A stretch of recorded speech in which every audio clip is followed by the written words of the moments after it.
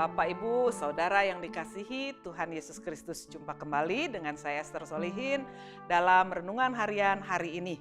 Saya memberi judul Renungan Harian hari ini, Mari Bermazmur. Diinspirasikan dari buku Seri Selamat karangan Pendeta Emeritus Andar Ismail, Seri Selamat Berteduh. Firman Tuhan saya akan bacakan dari Kitab Mazmur pasal 8. Untuk pemimpin biduan menurut lagu Mazmur Daud. Ya Tuhan, Tuhan kami, betapa mulianya namamu di seluruh bumi. Keagunganmu yang mengatasi langit dinyanyikan.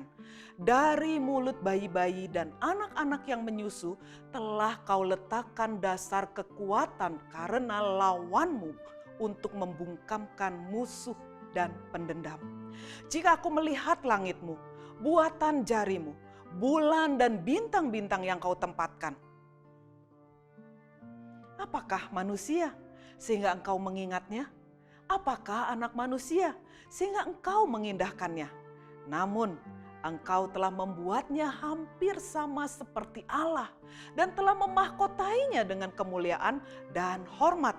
Engkau membuat dia berkuasa atas buatan tanganmu. Segala-galanya telah kau letakkan di bawah kakinya.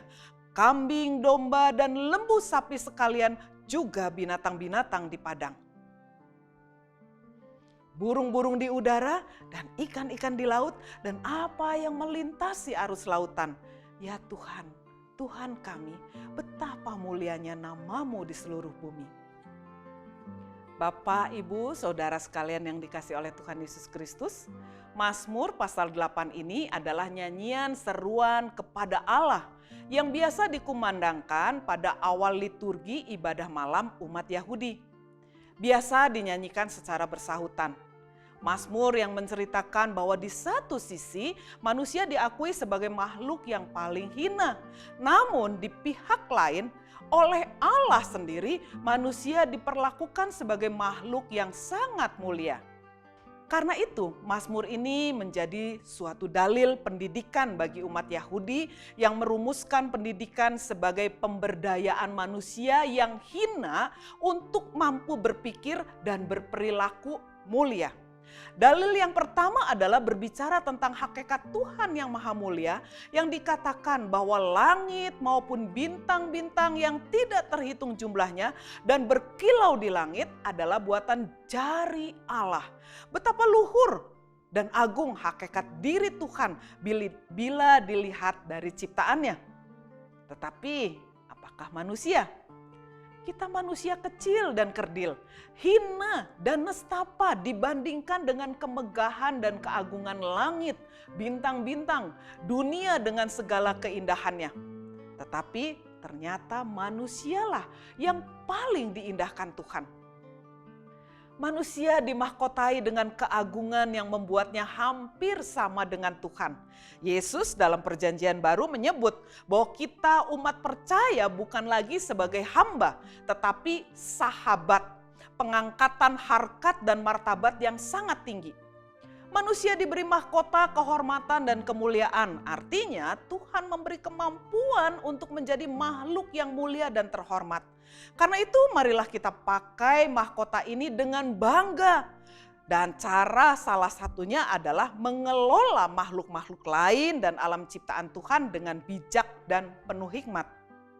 Marilah kita pakai dan junjung tinggi mahkota mulia dan hormat ini di hadapan sesama kita dengan cara berjiwa mulia, berbicara mulia dan terhormat, berbuat mulia dan terhormat, saling menghargai, saling menopang, saling mengampuni, saling memperhatikan. Paulus menuliskan dalam Efesus 4 ayat 25, karena itu buanglah dusta dan berkatalah benar. Dalam ayatnya yang lain, Efesus 4 ayat 28 sampai dengan 31, Paulus mengatakan demikian. Orang yang mencuri, janganlah ia mencuri lagi. Tetapi baiklah ia bekerja keras dan melakukan pekerjaan yang baik dengan tangannya sendiri. Supaya ia dapat membagikan sesuatu kepada orang yang berkekurangan. Janganlah ada perkataan kotor keluar dari mulutmu, tetapi pakailah perkataan yang baik untuk membangun di mana perlu, supaya mereka yang mendengarnya beroleh kasih karunia. Dan janganlah kamu mendukakan Roh Kudus Allah yang telah memateraikan kamu menjelang hari penyelamatan. Segala kepahitan, kegeraman, kemarahan, pertikaian, dan fitnah hendaklah dibuang dari antara kamu. Demikian pula segala kejahatan. Karena itu Bapak Ibu sekalian, biarlah kita jalani hari ini bersama dengan pemahaman kita bahwa kemuliaan dari Tuhan dicurahkan atas hidup kita. Tuhan memberkati. Amin.